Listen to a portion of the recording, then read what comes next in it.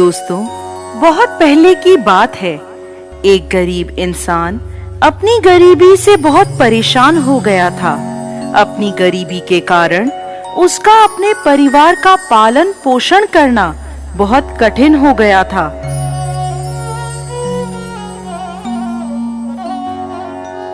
एक पत्नी और 2 पुत्रों के भरण पोषण के बोझ ने उसके मन में उथल पुथल मचा दी थी।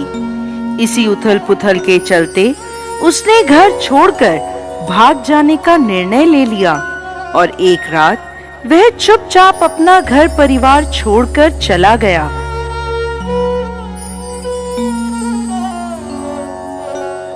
वो रात में बिना किसी मंजिल को निर्धारित किए चला जा रहा था। जब वह एक नदी के किनारे पहुंचा तो उसने देखा वहां भगवान बुद्ध अपने शिष्यों के साथ डेरा डाले हुए हैं। ये देख उसने निर्णय लिया कि वो सन्यासी हो जाएगा और भगवान बुद्ध का शिष्य बनकर उनके साथ ही विचरण करेगा। ये निर्णय लेकर वो भगवान बुद्ध के डेरे में जाकर उनके चरणों में गिर गया और उनसे विनती करने लगा कि वो उसे अपना शिष्य बनाकर अपने साथ ही रख ले।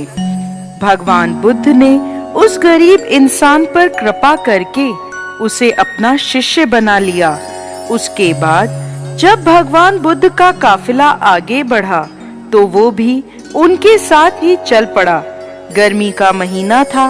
भगवान बुद्ध का काफिला चलता चला जा रहा था।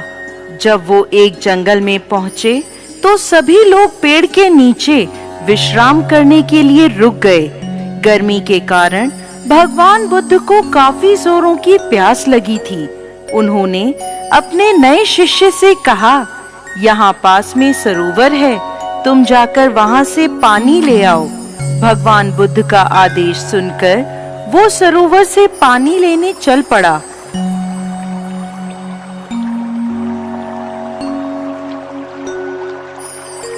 जब वह सरोवर के पास पहुंचा तो उसने देखा कुछ जंगली जानवर सरोवर में उधम मचा रहे हैं।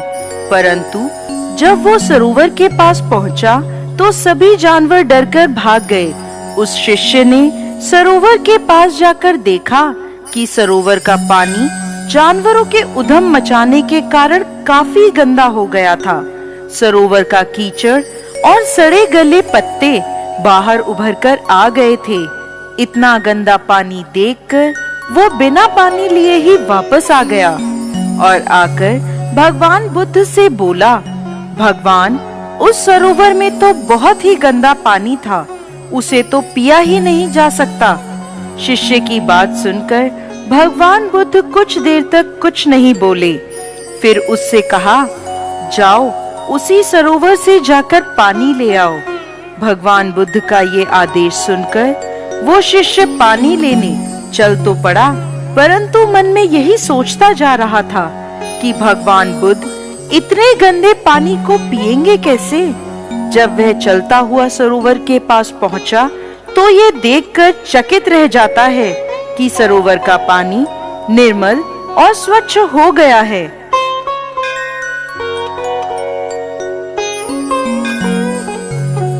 वह पानी लेकर भगवान बुद्ध के पास आता है और उनसे ये प्रश्न करता है कि थोड़ी ही देर में सरोवर का पानी इतना साफ कैसे हो गया।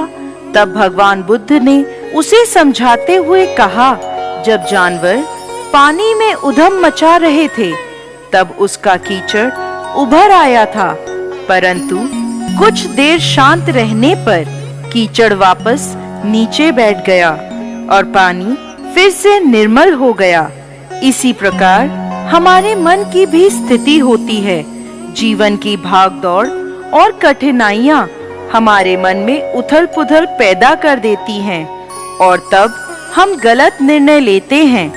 परंतु कोई भी निर्णय लेने से पहले अगर हम अपने चित्त को शांत रखें और धीरज पूर्वक बैठकर सोचें, हमारे मन की वो उथल पुथल भी पानी के कीचड़ की तरह नीचे बैठ जाती है और तब हम जो निर्णय लेते हैं वो हमेशा ही सही होता है।